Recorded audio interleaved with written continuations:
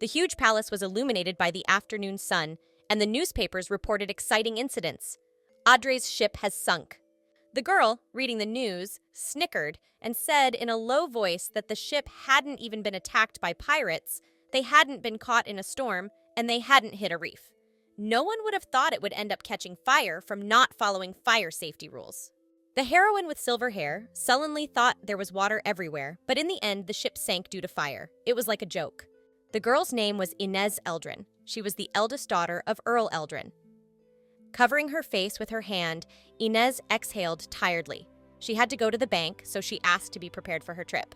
Inez Eldrin was a celebrity in social circles because she was able to single-handedly lift the Earl family from its knees. The girl, driving past tall buildings, thought about how much they cost, because if she didn't want to go bankrupt, she would have to buy a building in a good neighborhood. But she was worried about what she would do if it caught fire after she bought it. Inez was greeted by a nice, smiling guy. He greeted the lady, showing her where to go with his hand. The people in the bank whispered at the sight of Eldrin. The wheat-haired kid was surprised to see the investment genius, so nicknamed Inez, in the circle, standing on the doorstep. A man with gray hair was gossiping with a kid with a potty mouth hairstyle, saying that the girl had lost money on everything she'd invested in lately. But despite her failures, men recognized that she was a beauty. Among the many nicknames given to Eldrin, the most unique was Goddess of Investment. Whatever they touched burned out. The door slammed sharply and loudly against the wall. The masked and sword-wielding bandits ran into the building and shouted, "Don't move!" Inez had been lucky until last month. The girl didn't understand what was wrong and was already thinking that maybe a worldwide misfortune had befallen her. What did unmarried women need? A reliable family, or maybe an education, or maybe close friends? The answer to all of these is no. What women needed was money. A woman with a codpiece on her head, a mottled fan in her hand, unpleasantly bored, asked when Inez was going to marry, for if she delayed, she was sure to miss her golden years. The girl, propping her cheek with her hand, innocently answered the question of whether she had to get married at all. After the coming-of-age ceremony, the relatives tormented the girl, saying that she should get married as soon as possible to find happiness, and a lot of nonsense to that effect.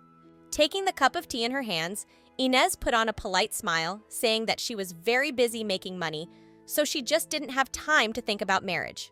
But the woman, folding her fan, grudgingly replied that no matter how much she earned, she would not be able to marry. At such moments, the protagonist always showed a bank statement. After that, the shocked women shut up. The unpleasant lady with the codpiece on her head, laughing, awkwardly covering her mouth with her hand and stammering a little, continued that Inez should get married anyway and began to suggest her very family-oriented son. Waving her index finger in front of the girl, she assured her that a woman just needed to meet a man who was good with money. Inez lowered her eyes thoughtfully, for it was not the first time she had observed such behavior from ladies. For after she had shown her discharge, such women changed before her eyes and furtively began to hint at their sons or relatives. Inez, smiling slyly, replied that she had learned something from years of investing. The girl was sure that the more money she had, the better off one was. The heroine had one ability. She started using it when she started investing. A beautiful young woman stood in front of a man as she greeted him, smiling in a friendly manner and extending her hand. The man, stammering, said he was honored to meet her. As soon as she shook the client's hand, Inez heard voices talking about the failed business and should have invested in shipbuilding in the first place. That was her ability. She could see the misfortunes that would befall others. These misfortunes could be recognized by a handshake or a simple encounter. Inez had always been able to make the best choices, meeting countless people and seeing the misfortunes that must befall them. However, the girl was snapped out of her thoughts by a loud shout from the bandits. The robbers demanded people to shut up and sit where they were talking. The bank employee standing next to Inez was shaking with fear and panic. The girl was outwardly calm. She still couldn't believe that in the morning she had lost the money she had invested and now she was a hostage. Unfortunately, the girl's ability had suddenly disappeared a month ago. The kid next to her was trembling all over, pointing with his hand to a spot, whispered that she could sit down here for now.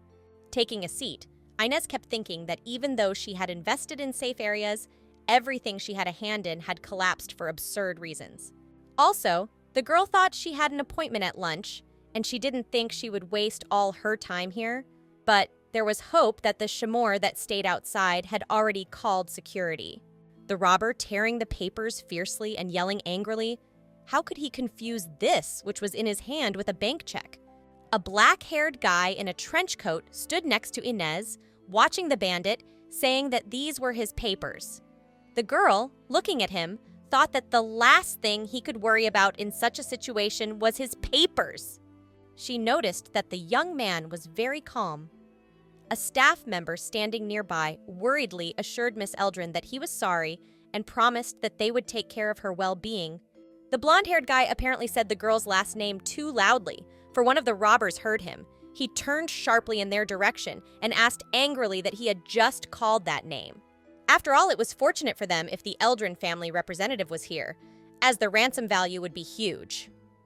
Suddenly, the excited man was sharply attacked by a guy with black hair. Inez was shocked. The employee was scared and very surprised, to say the least. The guy looked fearfully at the other robbers. The bandits hesitated and asked him who he was.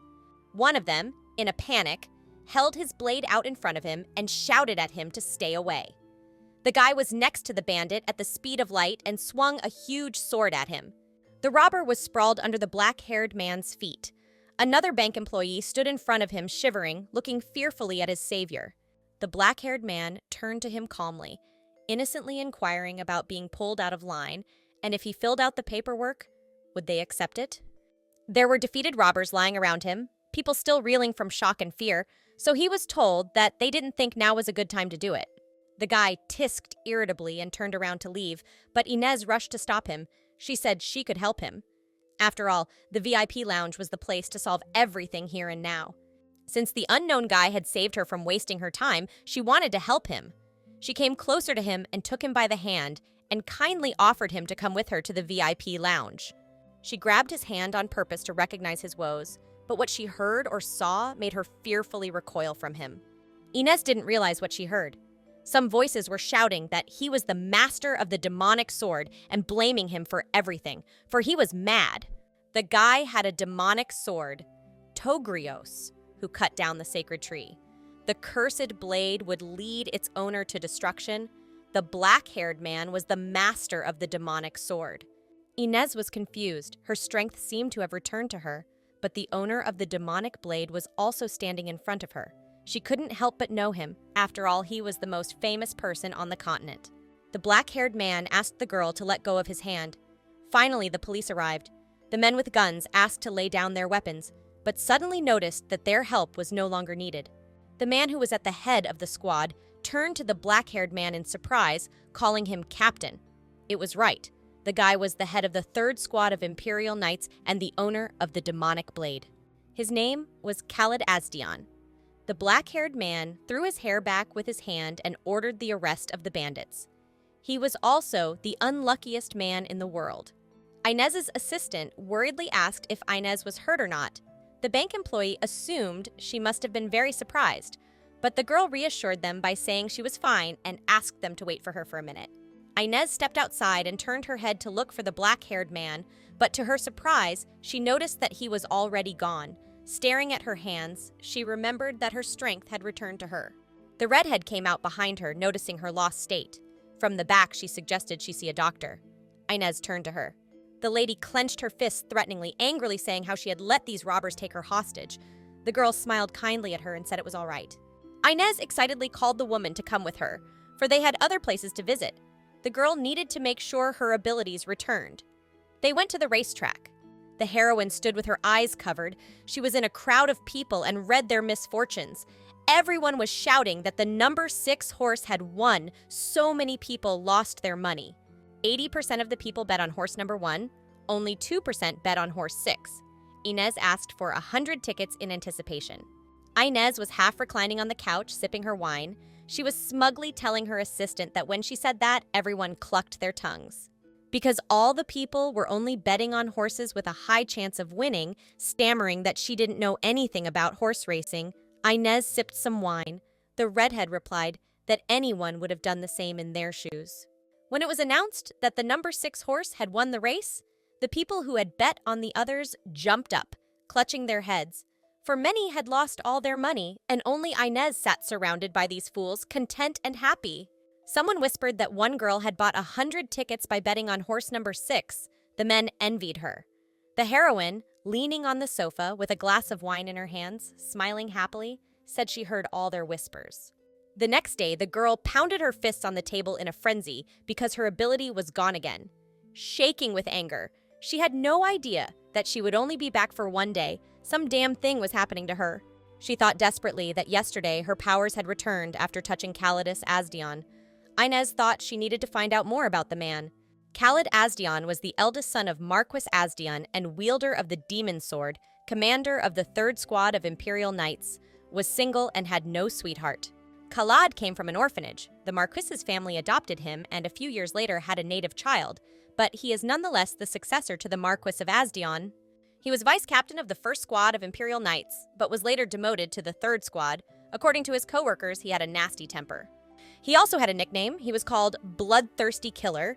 The black-haired man had a terrible reputation in the society because he was chosen by the demonic sword Tigrian, and being the owner of such a blade, he would die in a year. The girl, thinking about all this, came to the conclusion that the fact that he was chosen by the demon sword was proof of his miserable life. The demonic sword Tigrian, which was used to cut down the sacred tree, appeared once a cycle and chose its master. The owners of the sword were people of different status and nationality. However, the only thing they had in common was that they would lose their minds exactly 1 year after a sword fell into their hands. So, when the owner of the sword appeared, the paladins would be sent out of the temple, and when the time came, they would deliver the demonic blade wielder to the temple. The time was different for each wielder, but among all of them, no one had yet managed to be delivered to the temple. In other words, Khalid Asdian had a time-limited life. Inez, studying the documents in her hands, concluded aloud that the man had about 6 months. Irritated, she put the papers aside and exhaled, saying that with her problems, she shouldn't sympathize with him. She decided to meet with Khalid Asdian again, for starters. There was one problem, though. Khalid only moved between work and home, so meeting him was quite problematic. The girl had to make sure once, but there was almost no chance of meeting him. But she got the idea that even if there weren't any, then she should create one herself. According to the report, Khalid visited his favorite gun store every first Wednesday of the month, and his favorite store was right here. Inez had already been to this place. She was sipping some kind of drink from a mug. She felt a little uncomfortable being in someone else's store. The store employee was looking at her nervously. Since she was uncomfortable, she decided to buy this gun shop.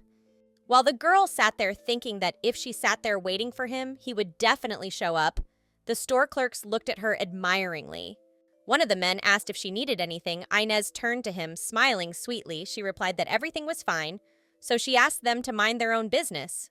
The man then informed her that they would be in the forge and warned her that she could tell them if she suddenly needed anything. At first, the workers were uncomfortable with her presence, but now the girl slyly noticed that they were used to her. After buying the store, one of the men confusedly and excitedly asked Inez if she really wouldn't fire them. The others, equally confused, asked if they would be allowed to leave work on time. The heroine, on the other hand, just gave them what they deserved. She realized that the previous owner was a scumbag.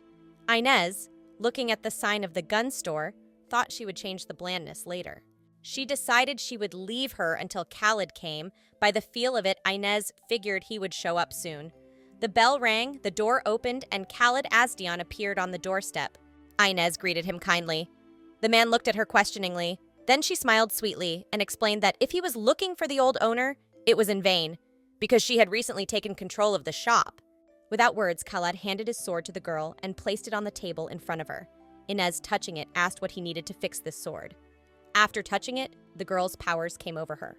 The heroine rather thought she had found her luck. Khalid looked at her blankly. At this time, Inez heard his misfortune. The man had left work early before to eat a special stew, but it was sold out right in front of his nose. The man looked upset, and Inez was surprised that the man was being called a bloodthirsty killer. The black-haired man looked at the girl questioningly, waiting for her to draw some conclusions about his sword. Inez looked at the weapon, thinking that if she stared at it too long, he might be embarrassed, so they had to get closer first. The heroine finally spoke, informing him that they had orders lined up, so he warned that it would take 2 days to complete his errand. However, when she looked up at him and asked him if he was the right man, the man answered sharply in the negative. Inez was getting angry. Khaled was denying the obvious. She couldn't be wrong. She didn't understand how he dared to forget her. The black-haired man creased his face a little. The girl went on to remind him that she was one of those taken hostage during the bank robbery. Inez smiled sweetly and thanked the man for helping her out. The black-haired man said nothing, continuing to stare blankly in front of him. The heroine went on to say that she didn't have maybe at the time and didn't have time to give him her card, so holding out her card to him, she sweetly introduced herself. Khaled quickly took the business card from her, placing it in the inside pocket of his cloak, replying that he would come for the sword in 2 days. Inez wasn't happy with his behavior, that he just wanted to pick up and leave. She wasn't ready to let him go so easily. So when Khaled turned around to leave, Inez nervously called out to him. The man turned to her. The girl hesitantly clutched her other hand with one hand. She wanted to broach a topic, so she offered to help him with his woes. The black-haired man was silent for a second, and then asked her what her purpose was and assumed she was doing it for money. Inez awkwardly averted her eyes and replied that after his words, one would think she was a terrible person, but she had plenty of money. So the girl reached out her hands to him and grabbed his cloak and pulled him toward her, asking him to lean toward her. Khaled was at a loss. She forced him to bend over. The sudden movement caused a glass object to fall from the table and shatter. The man turned at the sound, but turned back to her when he heard Inez's words. Resting both hands on the table, he listened to the girl who still held him by his cloak. She promised to tell him of the misfortunes that might befall him in the future if he accepted her offer. But the man told her enough. The heroine persisted, saying that if he wanted to try the stew, he should have come to the establishment 10 minutes earlier than usual. Khaled abruptly recoiled from her and gave her a wary look. Inez smiled sweetly at him and waved her hand, telling him that if he changed his mind, he could come back any time. She promised to wait for him. Mrs. Inez and her assistant were riding in the carriage. The redhead turned to the girl and asked if he was that important to her, for she had even ordered an investigation and bought the armory. Inez happily replied that he was her goose that laid the golden eggs. Shamor looked at her questioningly. The girl laughed at her reaction. She told her assistant that her strength had returned to her after meeting this man. The girl blushed a little and promised her mistress that she would take care of Mr. Khaled Astion as well. Inez, watching her, thought she liked her directness. Shamor was the only one who knew of Inez's ability, except for her maternal grandfather and her younger brother. Inez had taken her under her wing after the girl had been banished from her family and had become a mercenary. Mistress asked the assistant if there were any letters for her. Shamor handed her an envelope. As she took it in her hands and looked at it, Inez noticed, disappointed, that she was being called to the party again. This she was getting tired of. She tiredly slanted her eyes at the road in the window, thinking that she needed to make money, so she had nowhere to find time to go on dates. She was sure the more money you had, the better off you were alone, because money could attract parasites. It was hard when business partners were imposing their relatives. She was already thinking of finding a fiancé to cover herself. But anyone for this role is not suitable. Needed someone who was not interested in Inez and who could keep his mouth shut. At the same time, the chosen one must be famous and very capable. Inez decided to let the idea go for now and asked Shamor to tell her how things were going with the beauty industry she had asked to find out about. Since she had found a way to get her strength back, she needed to focus on her work. 3 days later, the girl was furious again and jumping up abruptly from her seat, pounding her fists on the table, exclaimed why Calidus had not come to her. She tried to use his unhappiness as an excuse to meet him, but she never thought he wouldn't come. The girl bit her lower lip in anger and said angrily that she needed to push him harder. She thought it would be easy, but her ability was becoming unstable, so she assumed it would be gone again as soon as tomorrow. The overwhelming thought came to her that she would have to visit his house. Shamor appeared at the girl's door and said that she had brought letters. The assistant, looking at the stack of letters, suddenly noticed a red envelope. Such envelopes were used to propose marriage or negotiate marriage. The assistant stood across from the mistress. The girl looking at the red envelope, Shamor informed her that she had brought them as she thought she might be interested. Inez scrutinized the red envelope and looked at the stamp. and was surprised to see that the sender was the Marquis of Asdion. The girl instantly gloomed and called out to Shamor. The assistant prepared for the worst, stammering and responded. Inez cheerfully called Shamor to go to the viewing. The huge mansion was noisy. A man, pointing his finger menacingly, demanded that the statue be moved to the left and dusted immediately.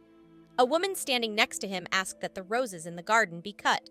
This lady, with a folded fan, her gaze searching for someone, murmuring where he could have gone at just the right moment. The man she was looking for showed up at the woman's door, a guy with slicked back hair in a white suit with a cheeky face asking for forgiveness because he was tidying up. It was the second son of the Marquis of Asdion, Dichat Asdion. The woman smiled at him and asked if he was ready. The boy was ready, but turned his head towards Khalad and grudgingly asked his mother if they really needed to call him. The woman placed her hands on his chest soothingly and said kindly that they had better show the family in harmony. But the son, exhaling sadly, reminded her that today was an important day, and he was worried that Calidus would ruin it. Dishai glared at his foster brother and called him a vile bastard. Mother and son glared at him grimly. Khalid turned away from them indifferently. The father of the family had told his wife and son that if they interbred with Eldrin, they would finally gain political clout. The woman was worried that the dowry had to be huge. The woman said it would be a good idea to use them for a political fund. She and her husband laughed nastily. Father said that he had heard that Earl Eldrin was vacationing out of town and his younger brother was studying at the academy, so he grudgingly noticed that Lady Eldrin was living alone in a huge mansion. The woman excitedly said that they would be able to move into Earl Eldrin's mansion. The son, with a nasty face, asked if that was necessary. After all, they could use the dowry to build a new Asdion mansion. The mother replied that she hadn't thought of that, so she happily began to praise her clever son. All the while, Khalad stood alone in the corner. The man thought he was very tired. Inez rode in the carriage and already guessed that it was about Dichat Asdion. She had never imagined that her youngest son would continue to negotiate her marriage. The girl thought wistfully that he had not realized that she had refused him without reading the letters. But now, thanks to him, Inez had the opportunity to meet Calidus. This time, the girl decided to be sure to convince him. The nasty family was informed that the mistress had arrived, and the girl was helped out of the carriage. The first thing that caught her eye was how far away Khalid stood. It was clear that he had a bad relationship with his family due to being adopted. Dikit looked at the girl in love. Inez looked at him and smiled, thinking that he had no idea she was coming. The man realized at this point why Eldrin's name seemed familiar to him, for he had seen her in the gun shop. Decay was embarrassed, as he said he was honored to meet her. The boy's father greeted the girl. His mother also jumped up, asking if she was tired on the journey. The type that kept insisting on marriage, no matter how many times she turned him down, irritated Inez more than anything, but right now she was grateful to him. The girl, extending her hand to Dikit, graciously thanked him for the invitation and introduced herself. The boy looked at her confusedly. He took her hand and brought it to his lips for a kiss. Inez's ability overtook her. She had heard his misfortune. He had been refused by Lady Eldrin. It was so obvious to her that it was not even surprising. Khalid stood gloomily at a distance. The heroine looked at him. He didn't approach him himself. So the father explained to the girl that he was the oldest son, and he assumed the girl had heard of him. Adiket suddenly started. What if she was uncomfortable? But Inez quickly interrupted him, saying that she was happy to meet such a famous person. Calidus stood motionless and stared. The girl held out her hand to him. In the background, the vile fellow stood dumbfounded by Inez's answer. The man took the girl's hand and brought it to his lips, saying his name. The heroine happily replied that she was glad to meet him. Suddenly, a vision came to her. She could hear Calidus. He wondered how it had happened, and who would have thought there would be an engagement with Lady Eldrin? Inez was confused by this misfortune, could not understand the engagement. But, come to think of it, the girl was confused as to why he was unhappy about being engaged to her. Khalad had already turned around and walked away. Inez stared after him, wondering if it was normal for him to just walk away.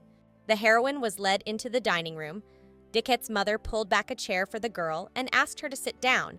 Inez thanked her. On one side in a row sat mother, father, and Diket.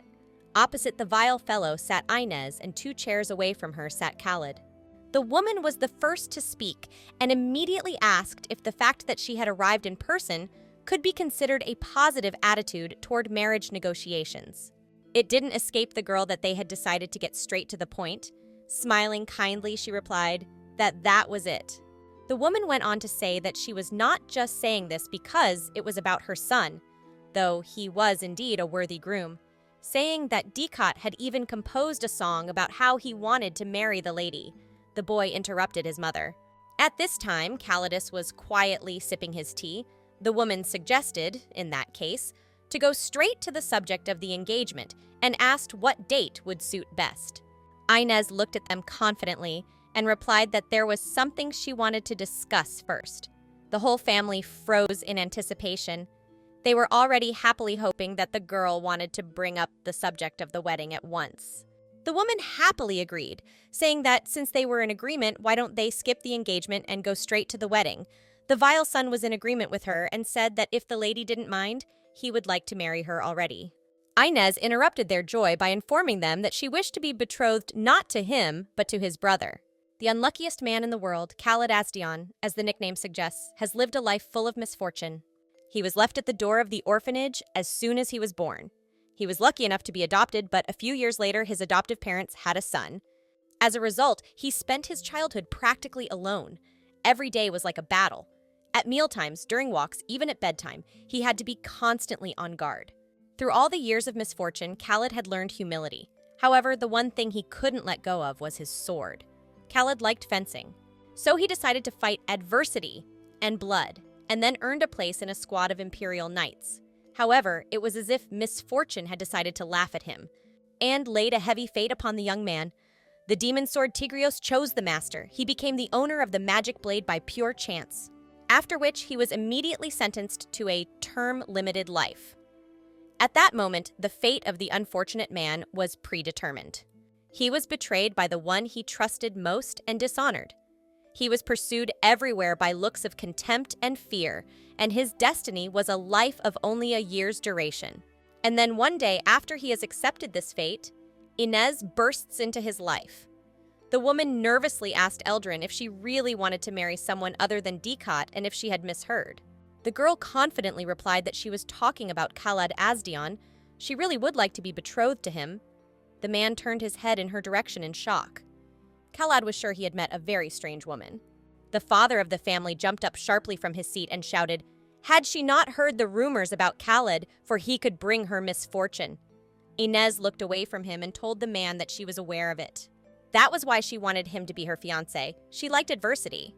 Turning to Khaled, the girl asked him enthusiastically for a moment. Inez looked at the man expectantly. Khaled nodded her head nervously. At this time, the entire abominable family was shockingly silent. Khaled and Inez were walking down the street. The girl was in the lead, the man lagging far behind her. The heroine asked him if he was too far away for conversation. The black-haired man was silent. Then Inez turned to him abruptly and said there was nothing to be done about it. Calidus flinched nervously in surprise and asked why she had shown up at his house and what this engagement was all about. Then the girl answered with a question as to why he had not come to the armory, for she had been waiting for him, and inquired whether he had been able to taste that special stew. Khaled was at a loss. He did follow the girl's advice. He came early. The woman behind the counter, serving him a dish, said with a smile that he was unspeakably lucky, because it was the last one. The black-haired man asked Inez not to change the subject. Turning around, the girl suggested that he walk around a bit and talk, since he wanted to hear the reason why she had come. The heroine suggested that he might have a lover. The man asked in surprise why she was asking.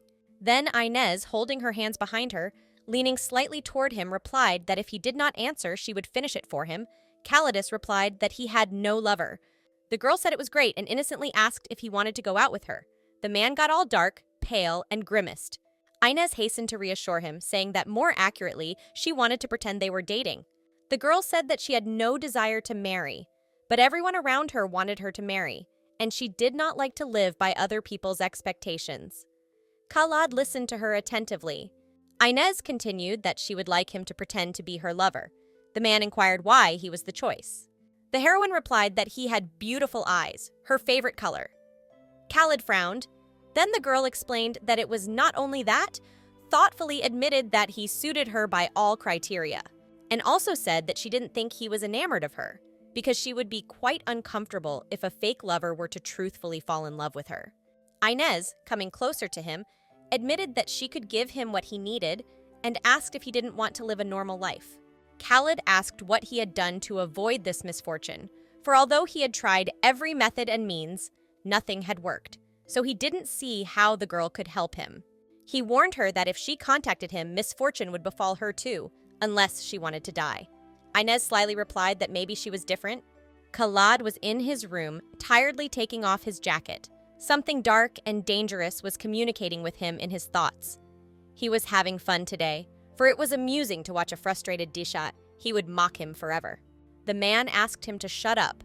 The demon replied that it was cruel of him, but remarked that that young lady clearly had a problem at home, because who would have thought she would offer a fake relationship?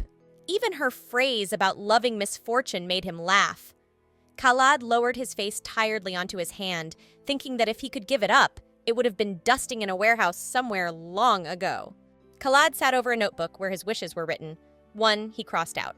It was a wish to eat a special stew. The demon asked him if he would accept the offer because it would be nice to have a lover and get rid of misfortune. The man thoughtfully replied that he would refuse. Then the dark voice asked why. The girl was the daughter of a count, moreover, so rich and beautiful that she embarrassed even the Marquis of Asdion and his wife. The man, on the other hand, was the eldest son of the Marquis, a demonic blade wielder who was rumored to be unhappy and terminally ill. Whichever way Khaled looked at it, there was no benefit to Inez. Thinking back on her words, he wondered if there must be another reason, for his lifespan was limited and he didn't want to get his hopes up again. Leaning back in his chair, the man said she could cheat. He didn't trust anyone else. The demon had something to say about the young lady. He remembered the girl who had said before he left that he might have been uncomfortable with such an offer, so she was giving him some time to think about it, but sweetly warned that she couldn't wait forever. The demon noticed that Inez had some kind of ability. It was a sunny day. The girl sat in her office and read the newspaper. What was written there pleased her. Inez had regained her ability, albeit temporarily, so she was able to make some deals, and soon after, all those investments began to bear fruit. The girl sat at the table and said thoughtfully that it had been several days since she had visited the Marquis of Asdian. In fact, Inez hadn't even planned anything like that at first, but the girl wondered if there was a better candidate for a fake lover than him. He had the status to match, on top of being the oldest son in the family with no power. And the fact that he wasn't interested in her played a role too. She urgently needed an excuse to see him more often. Inez rather thought that it was most convenient to be a couple for that, but it also confused the girl that, on the other hand, his reputation left a lot to be desired, and on top of that, he wielded a demonic blade. She didn't understand why the temple had left it unattended for a year, but Inez concluded that as long as she could make money, the rest didn't matter. Placing her elbows on the table and her chin on her folded hands, Inez speculated aloud that, judging from the fact that no answer had come, the man planned to decline the offer. But in that case, the heroine decided that she would need to explain why he would have to accept her proposal because of the unhappiness she saw when she met Degat. And it was the guy holding his head in shock that Eldrin's family was suing him. He never thought he would be divorced. Inez smiled contentedly and decided that she needed to wait a little longer, but let the news spread and he wouldn't be able to refuse. Shamor appeared at the girl's door with the letters. She put them on Inez's table. The heroine noticed that there were more of them than usual. The aide suggested that it might have been because of the rumors that had spread around the capital. The girl asked what the rumors were. Shamor said that the rumors were that she was engaged to the wielder of the demon sword. Inez, exhaling, said it was about time. The assistant continued, peering at the envelopes, that they had received many letters asking if the rumors were true. The girl sorted through them. Inez thought happily that everything had worked out for the best, and it would be better for her if it became a reality. But Shamor held out another envelope and told her there was a letter from the Count. The girl was shocked that her grandfather had written to her. She excitedly opened the letter and read it, blushing a little, relieved and happy to say that he was wondering how she was doing here. She understood from the letter that he was beginning to feel much better, and if all went well, he would be back within the year. Shamor replied that it was a huge relief. Inez asked if there had been a letter from Halo, and the assistant replied that she had received it 2 days ago. The girl exclaimed that it had been 2 days. But there were no letters yet, the heroine reflected. Halo Eldrin was her kind and sweet brother. She'd been looking after him since he was a baby, and after his mother died, they'd come to rely on each other more. She had never met anyone cuter than her brother. One day, Halo was tiptoeing through the garden, and she wondered why he was doing it. The brother sweetly confessed that he was afraid of accidentally stepping on an ant. Remembering this moment from her life, she told it to Shamor. The assistant was not delighted with the revelations of the mistress. The girl gave herself up to the memories and confessed that then she thought that he was an angel. She certainly still thought so. Shamor replied that she was right. In any case, her brother would be surprised when he found out, and there was plenty to be surprised about. A carriage pulled up to the mansion, but Inez promised her assistant that she would explain herself to Halo the next time they met. Shamor asked to be allowed to talk about the market research she had requested on the beauty industry. A servant came to the heroine with the news that they had received a report from the academy a young master had been fought with.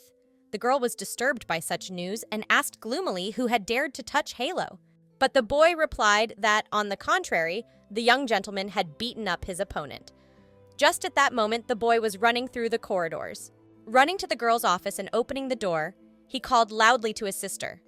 The boy was immediately at Inez's desk, and with tears in his eyes, anxiously cried out whether she was really getting married. Priscilla Academy was the most prestigious academy where talents from all over the empire flocked to. But even there, in a place where outstanding figures in all fields gathered, there was one outstanding one. 2 boys were standing in the hallway. The black-haired one leaned over to the blonde boy's ear and asked for a sideways glance. Directly across from them was Halo Eldrin. He was the one who had gotten the highest score in the admissions process. The boys were talking about him as they passed him, saying he was from the same Eldrin family. The blonde noticed that he looked like an angel, so he assumed he was a kind kid. Halo stood sullenly away from them. 6 months ago, the boy didn't want to go. He asked his sister what to do if his friends teased him for being so late to the academy. Inez answered him that he would just tell her and she would sort it out. The boy was supposed to live in the dormitory there. He was worried that he wouldn't be able to sleep anywhere but his room. Then his sister replied that they would make it look like his room. But his brother did not stop and said that he had heard that education was expensive. But Inez was not afraid of it, because he could study even for the rest of his life and still would not spend even a small part of her savings. Halo was upset. He ended up being forced into the academy anyway and living away from his sister. The boy was shocked that his sister was getting married, and even to a demonic blade wielder. He didn't believe those rumors. It couldn't be, because his sister had told him that she wasn't going to marry. But nevertheless, his brother decided that it wouldn't hurt to make sure of everything in person. But he didn't have the opportunity to leave the academy, as vacations were not soon enough, and his time off was all spent. He was pulled out of his thoughts by a boy who called out to him. The blonde man embarrassedly handed him the envelope and asked him to give it to Mrs. Inez with all due respect. The brother, taking the letter in his hands, asked what it was and why he should suddenly hand over this garbage. The boy was shocked at Halo's reaction, his brother asking him who he thought he was for daring to call his sister by her name, because a lousy guy like him shouldn't mention her at all. But the blonde furiously shouted that he was just asking for a letter to be handed over. How could you be so rude? But Halo continued to scoff, saying that he really thought he would let such a lowlife get close to his sister. The boy turned around to leave, but the blonde shouted back at him that even though people called him a genius, his character was worse than nothing, so he sympathized with Mrs. Inez. Halo turned back to him and stared at him fearfully. The blonde spurred him on that he wanted to hit him, but violence was forbidden in the academy. They could get suspended for such a thing. An idea came to his brother. He stepped closer to the boy and asked slyly that he might be suspended after this. The blonde didn't get the hint.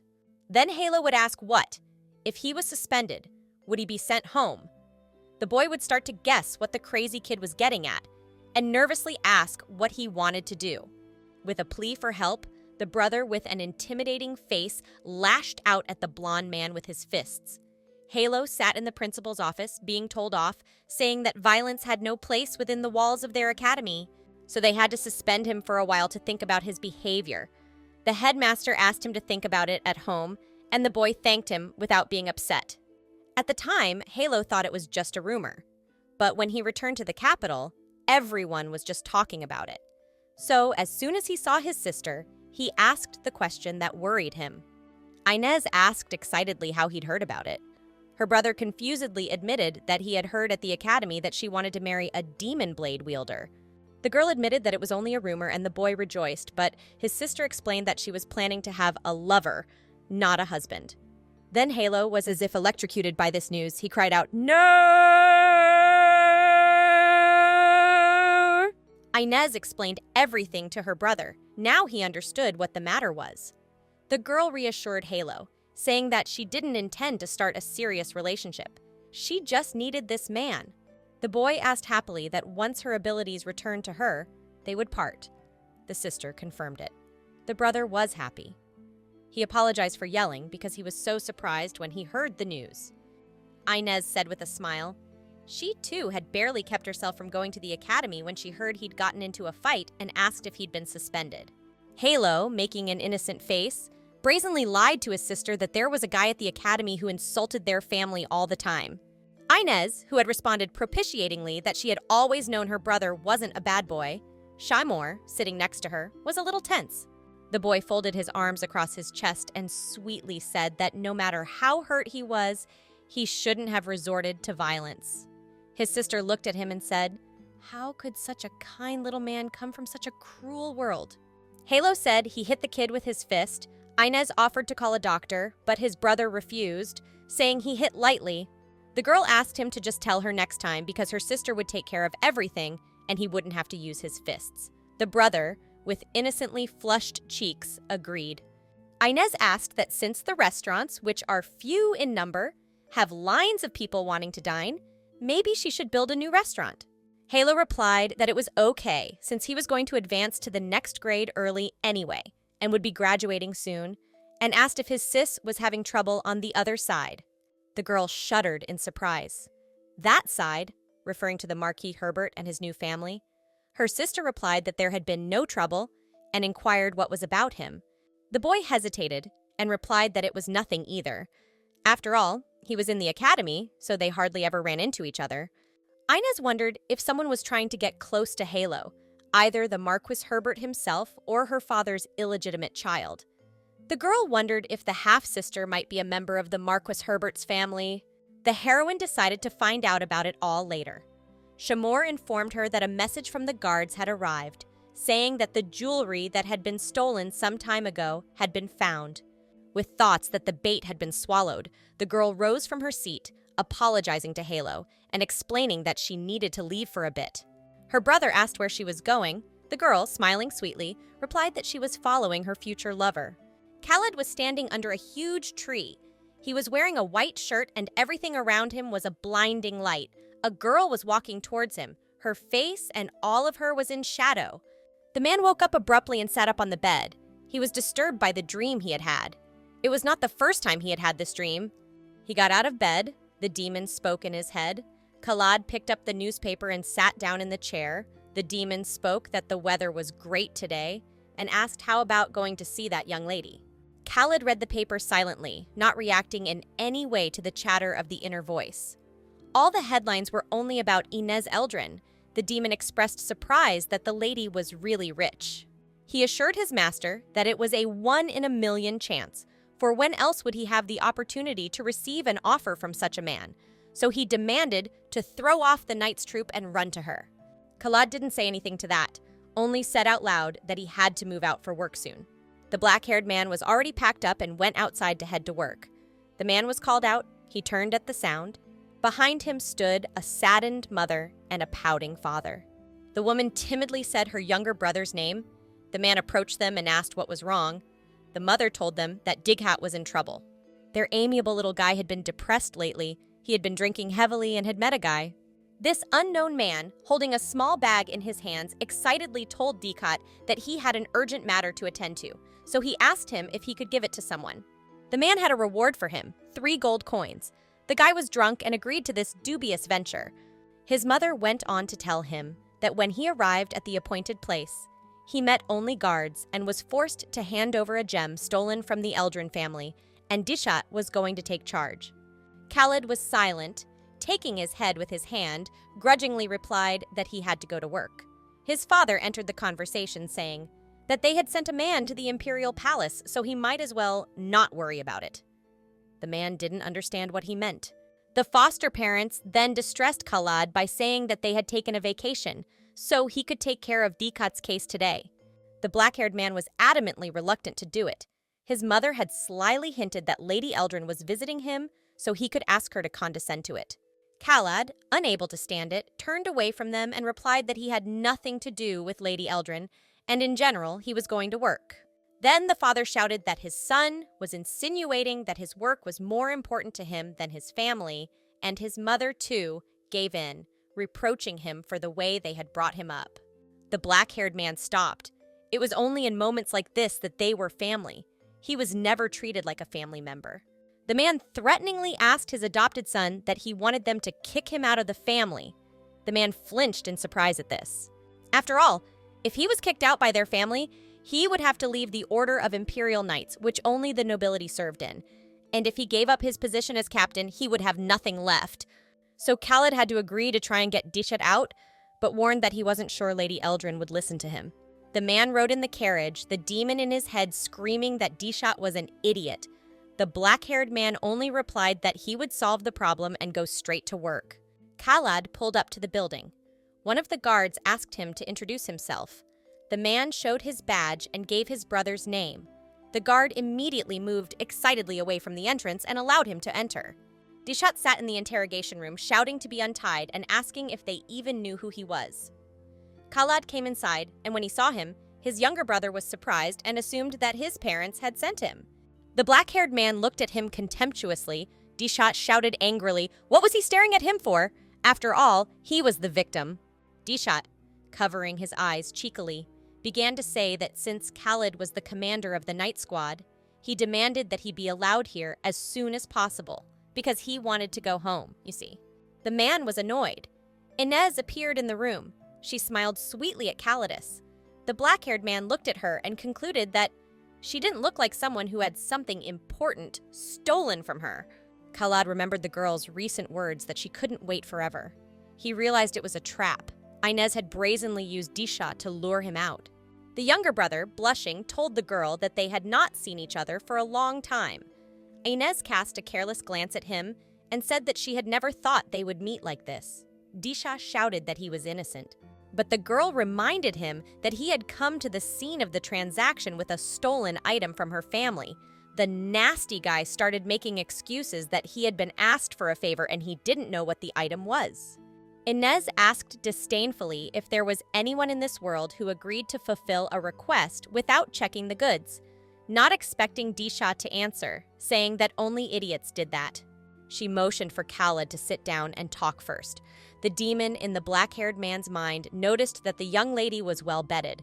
The man wasn't thrilled about the whole thing. They were all sitting around the table. The heroine began to say that the jewelry he had stolen was worth 2 million prules and said that when she examined it, she found a few scratches. Digat sat with a dumbfounded face. And then he vilely revealed that he would serve the girl to pay her back. He asked Inez to accept his feelings, for he still thought only of her. Inez raised one eyebrow in bewilderment. Khaled grabbed his head with his hand, wondering if he should prescribe a slap on the wrist because of his behavior. The man remembered the girl's request that he start pretending to be her lover. Inez looked at him expectantly, and the black-haired man decided that he had no other choice, because if he didn't get mercy, he would simply be kicked out of the family. Dishat continued to ramble, and Khaled decided that he would never get another chance to punch Dishat, who couldn't come to his senses even in this situation. So he rudely asked him to shut up because such disrespectful behavior was unacceptable. But the nasty guy saw no boundaries and started yelling at his older brother to stay out of the way, and he didn't understand why he had to listen to him. Calidus answered him that he must listen to him because he was Lady Eldrin's lover. There was a sepulchral silence in the room. Dick Hat was dumbfounded by the news. Kalad looked at the girl, Inez staring back contentedly. The heroine, folding her arms across her chest, said that when her lover was spoken to like that, she was in a bad mood. Dishat stared with huge eyes at the girl. Inez warned that she would only be lenient because Kalad was around. The boy didn't understand why his brother was a sweetheart, the girl reminded him, in case he had forgotten the reason she had visited the Asdion mansion. She told him that was when they decided to date, keeping the thought of an engagement in his mind. Dichat said, lost in thought that no arrangements had been made on the subject of the engagement. And so it was. It ended with Khalid rejecting Inez's proposal. The black-haired man was silent. The heroine replied that in that case they had nothing more to discuss. She rose from her seat, saying she was leaving. Dichat abruptly jumped up and asked for a moment, but Inez turned to him and gave him one last warning that if anything like this happened again, they would meet in court. Calidus and Inez went outside. The girl was walking toward her carriage, and the man asked her what it was that she had arranged. The heroine turned to him and replied that she just knew in advance what her brother was going to do, and she merely took advantage of it. The man didn't understand how she could have known in advance. Inez was mysteriously silent, but she told him that she had a special skill. She could see the misfortunes that would happen to the person she touched. Khalad didn't believe her much and asked if such an ability existed in the world. The girl asked him how long it had been since he'd made himself into an ability expert, but still suggested that she could tell him more if he wanted to. If he called himself her lover, he must have accepted her proposal. The black-haired man was silent again.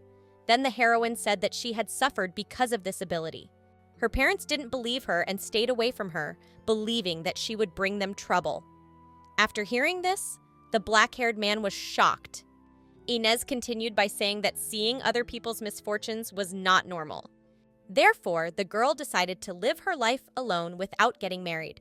However, it was difficult to be single at such an age. But on the other hand, her lover could not be anyone. Inez, smiling sweetly, confessed that it seemed to her that she might share her secret with him, for their destinies were similar. But Calidus asked, nevertheless, if the terms were not too favorable to him. From an objective point of view, it was like that, but for Inez it was luck. But she couldn't tell him that he was a goose laying golden eggs for her.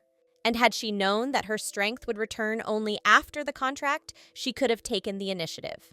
So the girl, unfolding her umbrella and covering the man with it, said that she didn't do anything that didn't bring in money. Khalad wanted to ask what she was doing, but the sudden rain interrupted him. The man and the girl found themselves alone under the same umbrella. The black-haired man took hold of the umbrella leg and agreed to be her fake lover. Inez watched him mesmerized, but Shamor came up just in time. She brought an umbrella for the lady, saying that she might have caught a cold.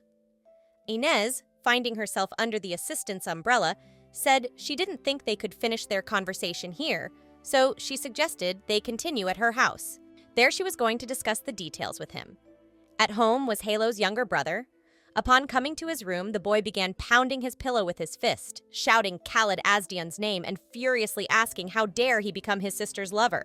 His brother collapsed exhaustedly on the bed and thought that even though she had told him it was a fake relationship, he disagreed that this relationship was meant to be with him.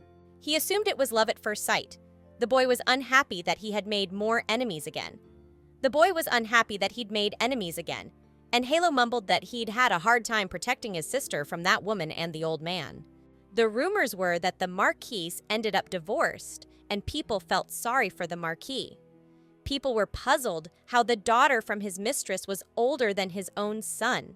Someone asked that the daughter and son by his wife live with him or not. They did not live with him, but entered the family of Earl Eldrin, the wife's father. At that time, people worried if they went under the wing of his wife's parents, whether they would have enough money to live, because it was rumored that the Count was on the verge of bankruptcy because of the act of his wife. The Marquis of Herbert was doing well, and the illegitimate daughter had gained status and money. The half-sister wrote in letters that she was glad she had a younger brother, so she offered friendship. She asked the boy if she could come to the academy, only asking him not to tell Sister Inez. The brother exhaled tiredly, rolling over onto his back, thinking that it wasn't the most important thing right now anyway. because the most important thing for him was to deal with Khalad Asdian before returning to the academy. Halo was already sitting on his bed. He kept worrying about what this unluckiest man in the world could do to his sis. Grabbing the teddy bear in his hands, Rumor pronounced that even though she had said she would part with it after the ability returned, he needed to figure out how to get her power back as soon as possible. The boy cradled the teddy bear in his arms and continued interferingly that after this, he would have to get his sister to break up with the type as soon as possible. Inez sat in her office writing something on paper, remembering their last conversation with Khalad. The girl didn't think he would agree so easily. She wondered if it was about the emotional connection and if she was even confident in her abilities. But anyway, she was glad that he agreed, and she didn't have to use blackmail. Plus, she didn't lose any money, since she had replaced the jewelry with a fake beforehand. She decided it would be beneficial to both. She could get her powers back, and Khalid Asdian would be spared the misfortune. The most miserable man in the whole world and a woman who can foresee trouble. The perfect couple. Inez broke away from her studies and wondered why Khalid was the heir to House Asdian, even though he was older, but he was adopted, and the Asdian couple was indifferent to him. She was pulled from her thoughts by Shaymor, who told her that, as Mistress had requested, they had identified people who had been in contact with young Mr. Halo. Among them was Ronnie Herbert, who had sent him a letter. Inez became wary and asked what purpose she had in doing so. The aide replied that they hadn't figured that out yet. The girl said that she had lost her mind and decided that she needed to meet with Ronnie Herbert. Shaymor had already grabbed the invitation and handed it to her mistress. She informed her that Countess Bridget was having a tea party today and Rennie Herbert was on the guest list. Inez asked Shaymor to cancel all plans for today. A maid came to Miss Bridget and told her that she had received a message in reply to her invitation to tea. The girl was confused and surprised that the answer had come so late. But the message came from Mrs. Inez of the Earl of Eldrin's house, and this news made the girl rejoice and blush. It was not strange to her now, and she demanded that a return letter be sent at once. Inez was already riding in the carriage and remembering how many years had passed since the last time they had met. When they met Ronnie, the latter was friendly and said she was glad she had a sister and cheerfully asked if she could call her sis. She was smiling very innocently, as if she didn't know about her parents' circumstances. Ronnie sat at the table and marveled at the food. It was delicious, and she said it was the first time she had ever eaten anything like it. She pretended to be pathetic and even got sympathy from the servants, but it was all just an act. Everything she said was a lie. Inez remembered how much her father had stolen then. She spent her mother's money so wastefully, and after her banishment, took up residence in the mansion and pestered her and Halo. Ronnie wanted to show that this piece of shit loved her. She was the kind of person who lied to sow discord between rivals, but when it came to herself, she was the one to show her true colors. Inez clarified with Shaymor that Rennie celebrated her coming of age this year. The girl confirmed it. She celebrated it last month. The heroine was surprised that so much time had already passed. When Inez learned that her mother had fallen ill after her banishment, she returned under the Earl's wing. She didn't have time to worry about Ronnie, for she had a family and money to worry about.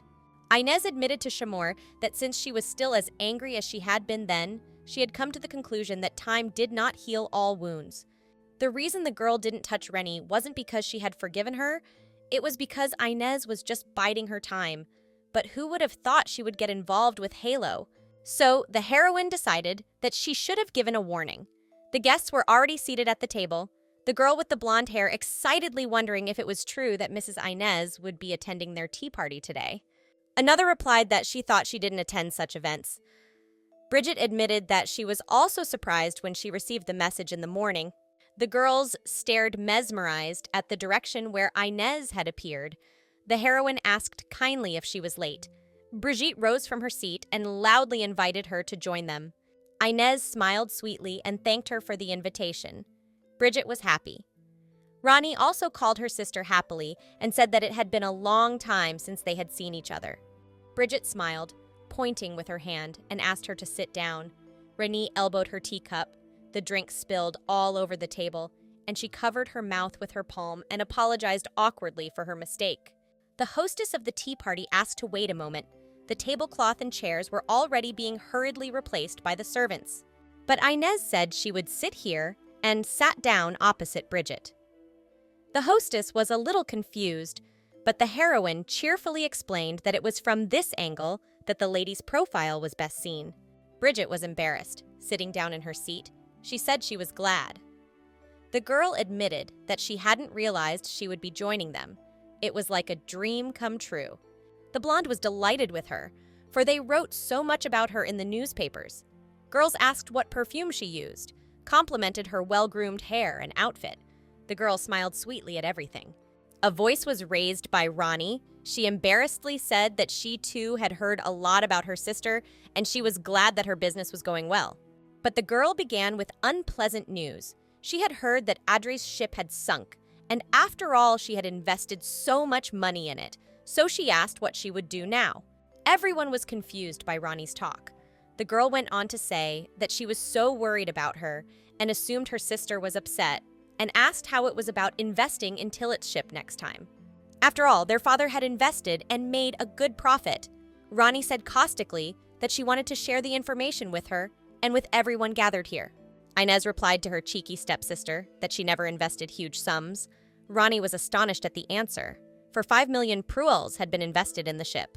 The heroine easily replied that wasn't 5 million a large sum because she had already forgotten to think about it until the lady reminded her.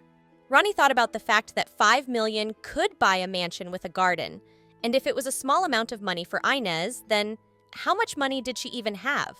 The girl put on a fake smile and said she was happy for her, and since they were members of the same family, she asked Inez to just call her Rennie because the lady's address was too cruel for her sister. But Inez replied that she had never had any sisters, nor had her father. Ronnie jumped up and yelled that her father would be upset if he heard such a thing. The girl continued to call Rennie Lady and replied that legally Marquis Herbert was a stranger to her. The man, worse than an animal, not only cheated everyone and stole property from his spouse, but also kept the children in his home to avoid paying child support. Inez expressed to Rennie that he'd been terminated from his parental rights for failure to pay child support, but he claimed that he had no money to pay. But she didn't think it was a lie. Ronnie was all red and looked pitifully at Inez. The girl asked if she had spoken too harshly about their father. The heroine, holding a cup of tea, replied that even if she kept saying so, he was not her father. She said that even animals take care of their cubs, so she couldn't consider someone who was worse than an animal as a father. Ronnie didn't relent and said she just wanted to be friends with family members, even if she had a different mother. Inez was no longer amused and wondered why she was contacting Halo without her knowledge then. The heroine was sure that Ta wanted to have a little angel-like brother, though she wasn't surprised because Rennie always wanted to take the best for herself. The girl frowned, thinking that she wanted to play with Halo like a doll. She came up behind Rennie, putting a hand on her shoulder and calling her lady, telling her that if she wanted to play family, she should have gone elsewhere. The girl eyed her warily. The heroine warned that if she found out she was sending letters to Halo again, she didn't know what she would do to her. Inez turned to Bridget and apologized, explaining that since the situation had arisen, she thought she should have left first. The hostess looked at her in surprise and replied that it couldn't be helped. The girl smiled at her and told her that the tea prepared by the lady was incredibly delicious, and in turn, she invited her to her place, if that was all right with her. Bridget shone with happiness and admitted that she was looking forward to the invitation. With one last glance at Rennie, she said she would go. Inez squinted at her stepsister and saw the rather entertaining misfortune that would befall Ronnie. The girl had been bought the wrong dress and had screamed hysterically that she needed another dress, and now she didn't know what to do about the embarrassment. Khalad had the same dream again. He was standing under a huge tree. The man noticed the ghostly silhouette of a girl and asked her in surprise to wait, but she slipped away from him and he woke up. It was a strange dream, a dream in which he was alone waiting for a person he didn't even knew. Khaled was surprised that in the dream she spoke to him for the first time. He always cried when he woke up after that dream. The black-haired man looked at his sword, the demon in his head wondering if he was going out with that lady today. She'd just asked him to come, and it was his day off. But the man still didn't trust her. He didn't know what she needed from him, but he was sure he would soon be disappointed because he always was. So he decided to just play along until she gave up first. Khalad drove up to the mansion, the demon telling him that there was no way he should miss this girl. The man stared out the window in silence. The demon saw the same thing as the master, and from what he saw, he began to ask him to live here because it was a real paradise. He offered even in secret just to sneak in from time to time and pretend that they lived here. The black-haired man ordered him to shut up. Khalad stepped out of the carriage and said he had come to see Lady Eldrin. He was greeted by a disgruntled Halo and informed him that his sister had excused herself. The man was a little surprised and assumed in his mind that it was his younger brother standing in front of him. And in general, the situation was strange, because he had sent a message before leaving and received a letter with an offer to visit the estate. But Khalad, deciding that such things sometimes happened, was about to drop by another time. But he was interrupted by his brother. Turning toward the entrance, he offered to chat until Inez returned. The man stood confused and thought that brother, that sister, was the same field of berries, not listening to anyone. Halo placed a cup of tea in front of Khalad and told him to help himself, while he sat back with his fists in his knees and scowled at him. The black-haired man tasted the tea and felt that it was salty and wondered if the servant had mistaken sugar for salt. But he continued drinking because worse things had happened to him. The boy looked at him incomprehensibly as he drank his tea, and yet he had purposely added salt instead of sugar. Halo made a loud noise, drawing attention to himself, and began to ask if Khalad knew that his sister was quite popular, and warned that they would have trouble if they pretended to be lovers and then accidentally fell in love. But Khalad replied that that wasn't going to happen. The boy blurted out that it was like that because he would always come first. Inez suddenly appeared and asked what they were doing here. Halo was frightened and called loudly to his sister. The girl, clutching the folder to her chest, said with a smile that this was Halo's way of entertaining the guests. The boy, stammering, agreed. The heroine cheerfully asked what they had been chatting about while she was gone, and immediately asked Calidus if her little brother was cute. The boy flinched. The man nodded, thinking that Halo hadn't done anything. Then Inez asked her brother to go back to the room to rest. The boy agreed and left. Khalad and Inez were left alone. The girl said she hadn't expected him to arrive so quickly. She told him that she'd been away for a while on business. But as soon as she'd heard about the unofficial meeting with Halo, she'd come right back. The man replied that he had sent her a letter in advance. The girl said in surprise that there must have been a mix-up. But Khalad remembered getting a reply. He thought there was some problem. Inez said it was good that he had come anyway. She put the document on the table and suggested they discuss what they couldn't talk about then. She wanted to clarify some points and asked if he was okay with it. Inez Eldrin and Khalid Asdian were entering into a contract and becoming a couple, valid for 1 year. The man read it and reminded her that the year might not be up. The girl replied that they will stop at 1 year for now. If neither party dies, they will extend it.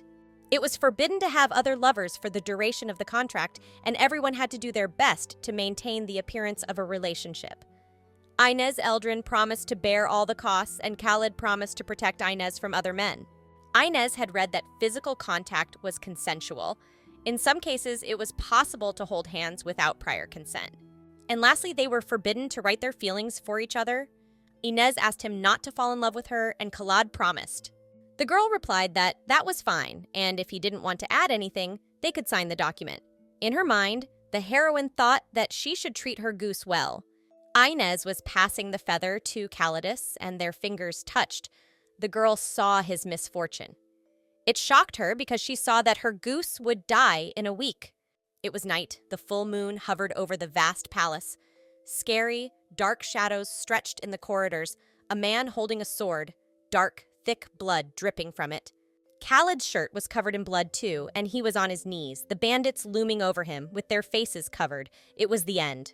But the man resigned himself to his death, and in the end, thought that he never got to live a normal life, only hoped in vain. Khalid noticed the girl's detached face and asked what had happened to her. Inez told him that she had just seen the misfortune that would befall him. More specifically, in a week's time, his bedroom would be broken into by assassins. The quill fell out of his hands. Khalid didn't look surprised, only managed to say understandably, lowering his head. The girl asked him if he was surprised. The man explained that this happened to him often. Inez was surprised that he had already been attacked by killers. Khalad said that after he became wielder of the demonic sword, the number of threats increased. He wasn't sure, but assumed that Igfrid's followers were involved. Igfrid was a deity that was worshipped by most countries on the continent. This continent rarely turned to another faith. It was all about the power of the high priest and the great temple. Also, a divine power that could be seen with his own eyes. This power is the gift that Igfrid gave to this land. Divine tree. This tree was so huge that it seemed to touch the sky, its roots stretching all over the lands of the continent. So when the tree blossomed and smelled good, people had a good harvest, but when it wilted, the harvest was poor. On days when the leaves withered, epidemics broke out. The sacred tree was the embodiment of life, something that shared a destiny with the peoples of the continent. However, the demonic sword Tigrios had damaged the tree. Ines understood why they were trying to kill Khalad, but didn't understand why the temple didn't take him away. It was certainly a good thing for her. But perhaps because he had received frequent threats, Khalid was relieved at his death. Remembering him wounded, the girl decided that he would not die. Until she fully regains the ability, he won't be able to die, even if he really wanted to.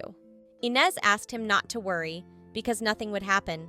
The man was surprised that she was not afraid, and said that if she continued to hang around with him, she would be in danger sooner or later. The heroine replied that if she was in danger, so was the Empire.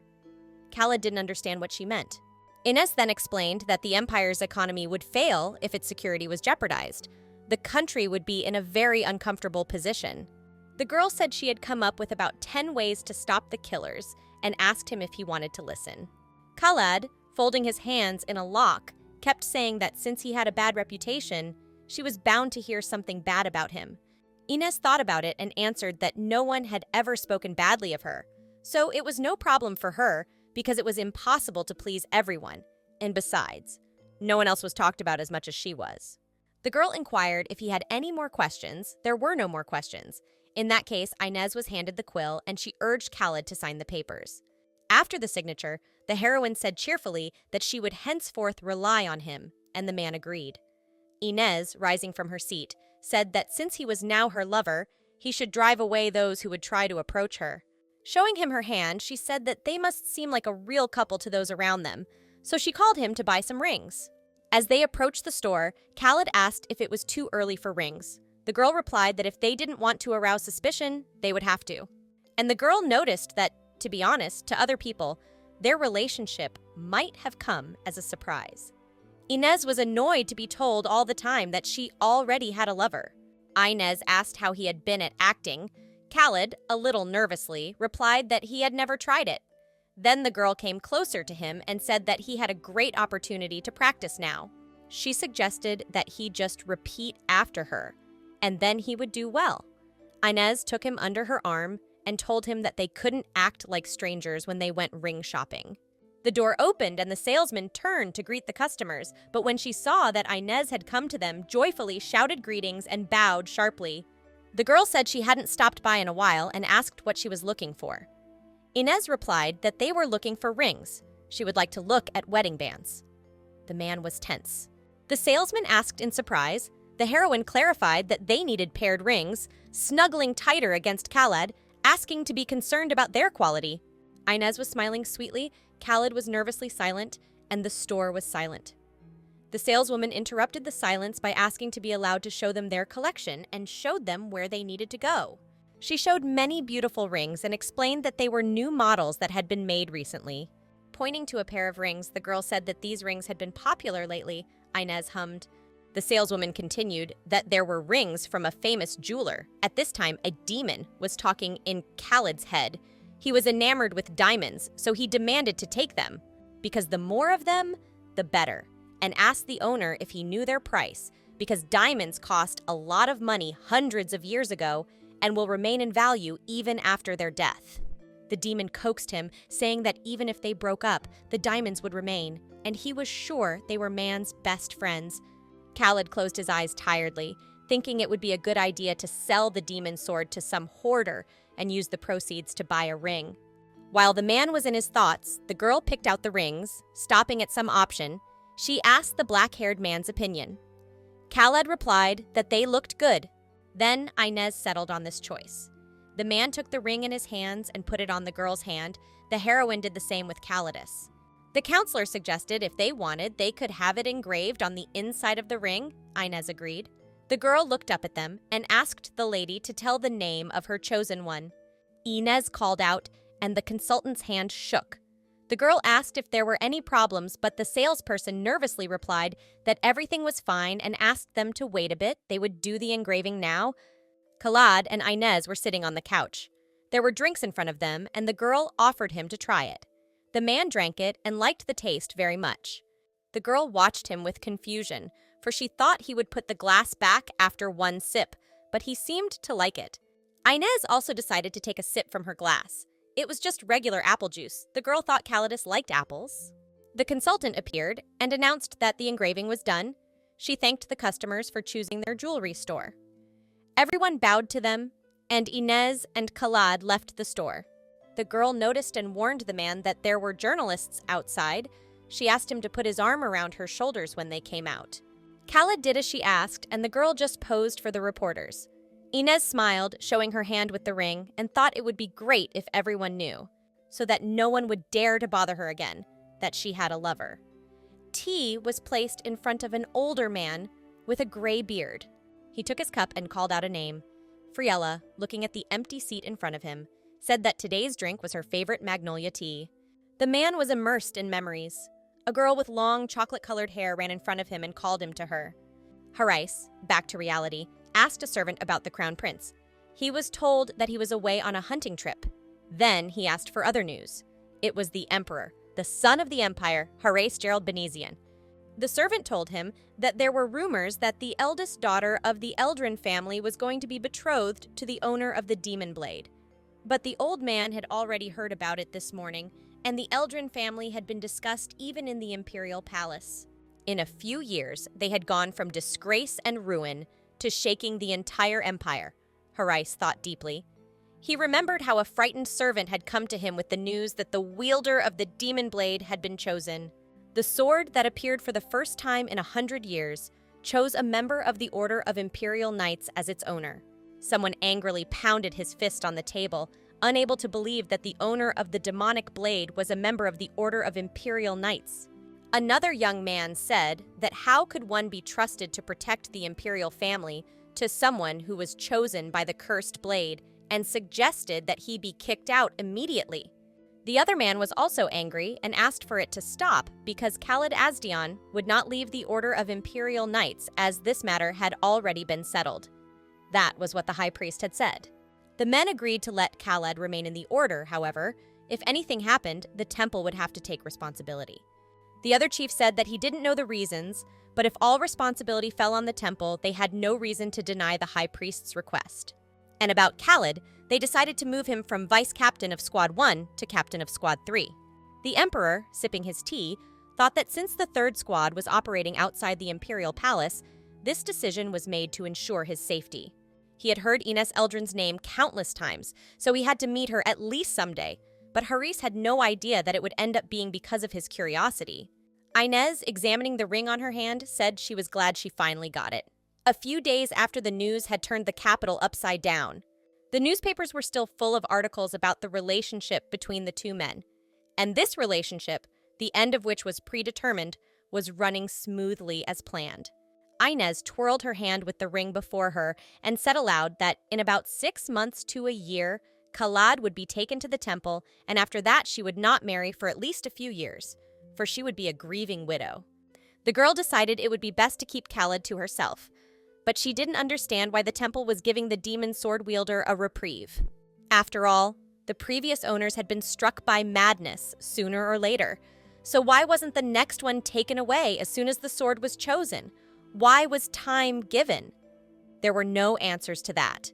All the girl knew was that she needed to still keep in contact with Khaled to regain her strength, so she decided to hang on to him until the last and find out about past owners at the same time. She thought that the temple might know something about the blade's owner, but at that moment, Shamor appeared with the message that she had received an invitation from the Imperial Palace. On the tray was an envelope. Inez remembered that this month was the Emperor's birthday. She touched the assistant. She saw her misfortunes. The girl resented how dare the potato head molest Mistress Inez. And yes, Who would have thought that the mine that Mistress had invested in would become so unprofitable, and if that bastard knew anything about management? Shamor threw herself from extreme to extreme. She was the only one except for Grandpa and Halo who felt that way about Inez. So the heroine told her assistant that they needed to get rid of the mines in the south. But the redhead reminded her that the negotiations had progressed a lot in that direction, whether she really wanted to or not. Inez, smiling, replied that it was a bad investment, getting up and saying she would be excused. Shamor agreed and said she would get everything ready for her departure right away. Tonight's date was a way to maintain the ability, as well as inform Khaled of the impending disaster. The day of his death was 3 days away, and now that Inez had all the preparations completed, she was ready to explain what might happen if someone trespassed on her goose. Calidus stood in front of the girl all wet. Inez looked at him in surprise and asked if it might have rained on the way, but the man told her that water had been poured on him as he drove by. Inez replied that he needed a change of clothes first. Shamor, standing nearby, wondered how anyone could react so doom-laden. As they walked to the store, the heroine asked the black-haired man how his last few days had been. Khaled had nothing of the sort going on. Inez thought she hadn't seen him get spilled on, so maybe they should see him more often in the future. Because what had happened was more like a real threat to his life than something trivial. The girl abruptly grabbed Khaled by his cloak and motioned for him to come closer to her. At that moment, a vase of flowers fell where the man had just stood. The black-haired man stared at her dazedly. Inez asked if he was hurt, in her mind thinking that the man had almost died before the assassins attacked. Khaled was still in shock and replied that everything was fine. An hour later at the clothing store, Inez learned that Khaled didn't get the nickname the unluckiest man in the world for nothing. For starters, a flower pot almost fell on his head. The road he was traveling on was suddenly closed for repairs, and he was almost run over by a loaded cart. And so much had happened to him in one trip to the store. Khaled himself was already awkwardly suggesting to call it a day. The girl replied a little irritably that if she sent him off alone, he might inadvertently get hit by the wheels of some carriage. Inez convinced the man, and he agreed with her. Eventually, they made it to the store, and as long as it didn't catch fire, everything should be fine. The girl grabbed 2 things on the rack and threw them to Khaled. She warned him she would be waiting for him outside and made him change and go out. Inez closed the fitting room door behind him. Shamor came up behind her, flustered, and said she'd heard he was unlucky, but she'd never realized it, and voiced her fears to her mistress that at this rate she too could be in danger. Inez only smiled at this. The assistant frowned at her. The girl said it wasn't that she wasn't prepared for something like this. It was just that she was surprised that what was happening was beyond her imagination. Inez, thinking it would be a lot easier if you could choose the misfortunes that would fall on your head, turned her head in the direction of the fitting room, wary of noticing that he was taking a long time to come out. She went to the door, knocked, asked what had happened to him. There was no answer. Then Inez called him again. The man did not answer. The girl, preparing for the worst, demanded Shamor to bring a hammer. Khaled's voice was heard. He admitted that he had a problem. The heroine assumed that the door didn't open, but she was fine. Then the girl asked what was wrong. Khaled, after a brief silence, still awkwardly opened the door a little and explained that his buttons had come off. At that moment, the knobs in his hands came off and the door opened completely, revealing him in a shirt that was slightly open at the chest, but enough to be able to embarrass the salesman. The consultants and Inez herself were staring at him. The girl heard the salesman fussing, and turning her head slightly toward them, she turned to Khaled.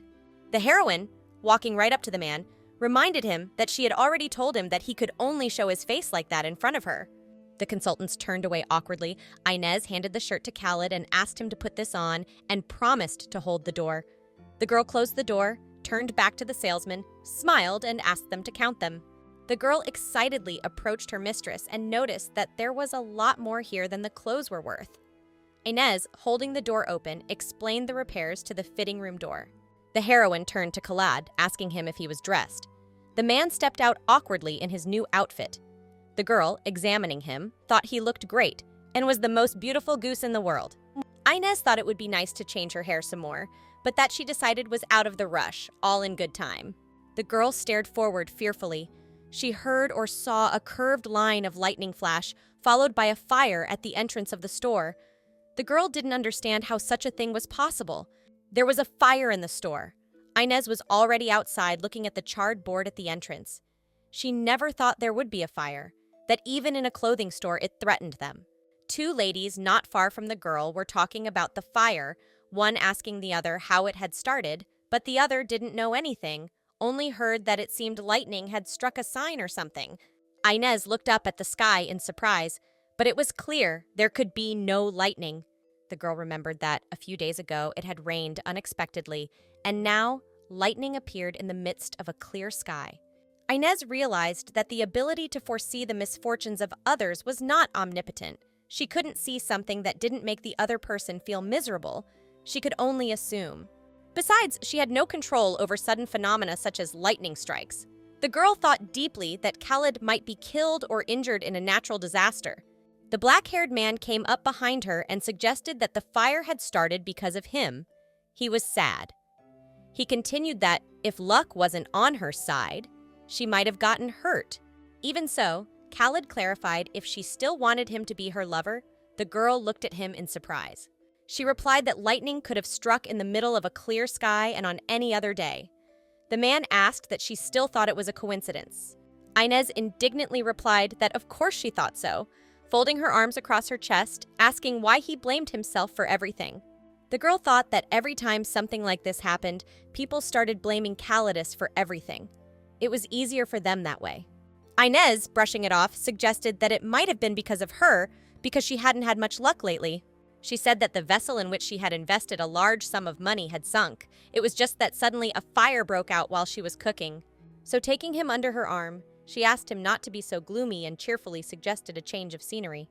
Inez decided that they had to be extremely careful to avoid such surprises. That's why he was called the unluckiest man in the world, because he really had misfortunes that the heroine had never even heard of. Touching him, the girl saw his soon-to-be unhappiness. The man was upset that he couldn't taste the apple pie today either. She was confused at what she heard. Inez frowned at him and wondered how many times he had visited the bakery and whether he would really fail again. Then the girl decided to take matters into her own hands. The heroine asked him if he liked apple pies. Khalid replied that not that he liked them. Then Inez told him that there were some delicious apple pies for sale on 12th Street, so she offered him a snack. The girl noticed that he had a very oddly cute side. Inez came home when the sun was already setting, coloring the sky with pre-sunset rays. Halo asked his little sister if she had a good time. The girl had fun and told her brother that he shouldn't have overdone it either. The heroine saw the boy off to the academy. She ruffled his hair on his head, and Halo happily agreed with her and promised to come on vacation. When his sister removed her hand, the boy's wedding ring caught his eye, and Halo immediately fell silent. Inez noticed the change in her brother and asked what was bothering him. The brother hesitated and admitted that he didn't seem to be able to greet the guest properly. His sister realized he was talking about Sir Khalidus. She knelt down on his lap and stroked his cheek, promising that next time he would be sure to introduce himself. He just didn't have time this time. Her brother snuggled happily into her arm and agreed with her. He was already in the carriage and waved goodbye to his sister. Inez waved back at him and told Shamor that their Halo really was a cutie. The assistant agreed with her aloofly. The girl knew that her mistress would never know that her brother was only becoming angelic in front of her. The assistant remembered the first time she had met the boy. Inez turned to the garden and told Shamor that it had been a long time since they had had tea in the garden. The aide said she would get everything ready right away. As they walked along the path, Inez thought that Mother would be happy to see such support. When the heroine was smaller, she would sit by her mother's bedside and tell her that she had been taking care of everything herself lately and dreamed that when she was better, they would take a walk together. She promised that Mom would no longer have to walk through the overgrown weedy garden and the flowers were due to bloom soon, so she asked Mom to open her eyes. Now, walking through the garden, she kept thinking if she had gained the ability a little earlier, would her mother be sitting next to her right now? She felt guilty, and so she decided that she would succeed at any cost, without fear or doubt. She wanted to use that power to protect those she cared about. Inez was eating apple jam and remembered Khalid with the apple pie. He was embarrassed. The girl had suggested to him that if he wanted it, it could be packed. They packed him a cake after all, and he walked with it in his hands beside Inez, happy. The girl looked at him and compared him to a kitten that had caught a coveted fish. Inez took a bite of the apple jam pie and remembered that when they went to get the rings, he drank apple juice well, meaning Khalad liked apples. It had been a week since they had entered into a fictitious relationship, but he was still hesitant and kept his distance, reminding her of a very cautious cat. Inez sat in the garden and enjoyed the fresh air. She thought she was being condescending to him because she did not see him as a man, but as a goose laying golden eggs. The heroine knew that proposing a fictitious relationship was a good idea because it cut the number of marriage proposals in half. The girl, apologizing for bringing it up during the meal, reminded him that he was to be attacked by assassins in a few days. She recalled saying this earlier. Inez asked to do it the way she asked. She wanted to make sure his hands didn't get dirty with blood. The day when Khalad was to be attacked had come. The man rode in the carriage and remembered the girl's request. She asked him not to forget what she was about to say. She told him to go straight home after work, then he should give up dinner, and told him to act as usual so no one would suspect anything. Khaled thought about the first date. Though a lot had happened, nothing serious had happened. He himself hadn't been hurt or harmed. He'd even tasted the apple pie he'd wanted for so long. He reflected that he had never been so peaceful in his life. As he looked at his sword, he thought that he wished it were so, but he forbade himself from wishing for much.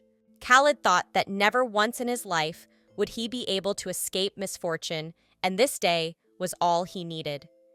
He didn't have much time, and his body would be taken to the temple soon. As he touched the ring on his finger, he remembered Inez and their conversation after the fire at the store. He'd thought she'd start asking him for something once they'd entered into a fake relationship, but that hadn't happened.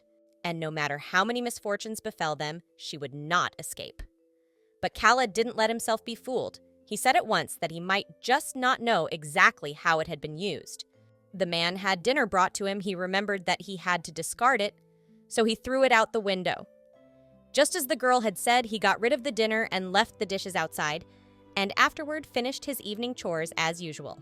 Khaled lay down in bed and put the sword next to him just in case. The demon was jubilant that his hour had finally come, and his heart was singing, but the black-haired man just covered the sword, which made the demon displeased. The killers appeared, the man was awake, and turned his head in their direction. One of them was surprised that he was awake, for it was said that sleeping pills had been given to him. But he asked his guys not to panic, because it didn't matter. Because demonic blade wielder or not, he was still just a human. Swinging his sword at Khalad, he shouted, "Die!" The man was about to fight back, but 3 more armed men suddenly burst in through the window, shattering it to pieces. The assassins were confused. The chief asked them that they, too, had come to kill the demon blade wielder, but he shouted that they had come first, so he demanded that those get in line. But the man answered him that his target was them, and cut the ringleader off with his sword. The demon asked his master why they were fighting among themselves. Khaled didn't understand either. The demon demanded to join him too because it seemed to him that these guys hadn't come to play heroes here either. But the head of the second group that arrived reassured the black-haired man that they would clean everything up so the man could sleep well. Khaled, holding his sword, looked at him in surprise. The demon asked what was the fun of it. Was it that the assassins of the assassins had come? The man asked who sent them. They came on Eldrin's orders. Inez promised the black-haired man that she would make sure his hands didn't get dirty with blood. Inez, in a beautiful dress together, Shamor, who stood behind the mistress, was saying goodbye to some man in a cylinder hat and beard. Examining her ring, the girl said aloud that she had gotten quite a bit out of this deal. And lately, Inez had noticed that the ability was stronger than before. The heroine picked herself up and noticed that there seemed to be an increase in the area of misfortune she could see. But she still needed Khaled to maintain her ability, and she still hadn't figured out how to maintain it without him. Inez thought that since she had managed to keep the goose alive, she could calm down and think about the subject. She asked Shamor what they had next on their list. Next, they had lunch with Duchess Helios, and they still had time, so they could rest in the carriage. The lady agreed. Shamor asked Inez if she would be attending His Majesty's birthday banquet. The girl had completely forgotten that she had received an invitation. She thought happily that this year's evening was a good one to attend, for there was no better place to introduce a partner than the Imperial Palace.